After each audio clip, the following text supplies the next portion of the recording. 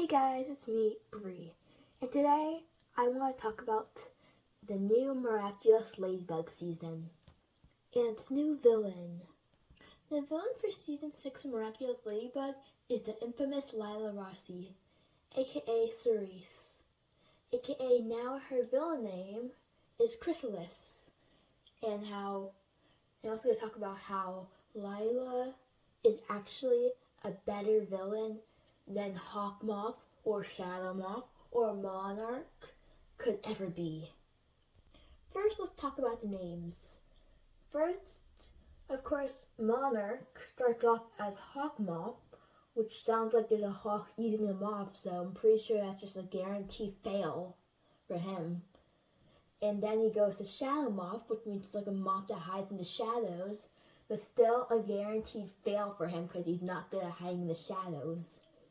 And then he becomes Monarch, when I guess he blossomed from a moth to a monarch butterfly, who is very evil and destroys the world. But really, Chrysalis sounds better. The name does not mean immediate defeat. A hawk that eats a moth is basically what Monarch's name was before. And that's just not right.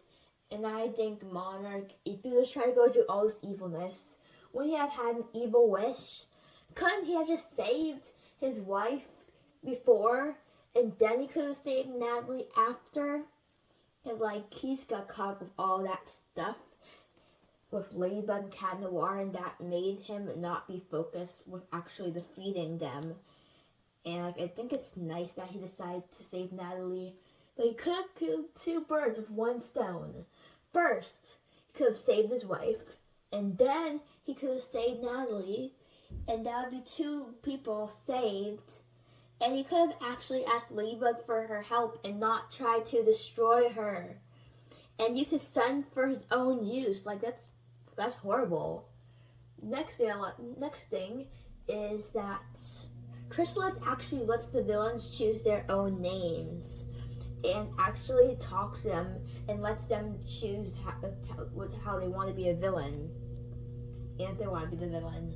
Because what Monarch did was akumatize people and then get into their heads and then just made them feel all pain until they became a villain, and they didn't even want to. At least the villain Chrysalis is actually letting people have a chance to choose what they want. And that's just better than force Hawk Moth or Monarch or Shadow Moth or Monarch, or whatever you're going to be called. Also, I don't think Monarch knows the evolution thing. It did not turn from a hawk eating a moth to turn into another moth that hides in the shadows, to turn into a butterfly. Butterflies and moths are completely different things, Monarch. Go to school, learn science. You'll find out sooner or later that that's not how evolution works. Also, Chrysalis is really sneaky. She can find all the heroes' identities sometime in the series because she's so sneaky. In the episode where she becomes Hoaxer, she literally finds out Gabriel Gress's secrets and probably everyone's identities. And she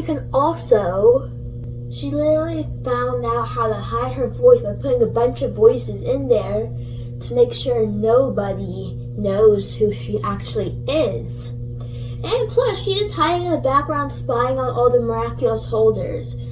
So at some point in time, she is going to find everyone's identities and learn how to akumatize them and find their weaknesses. There's even going to be an episode in season 6 of Miraculous called Noe.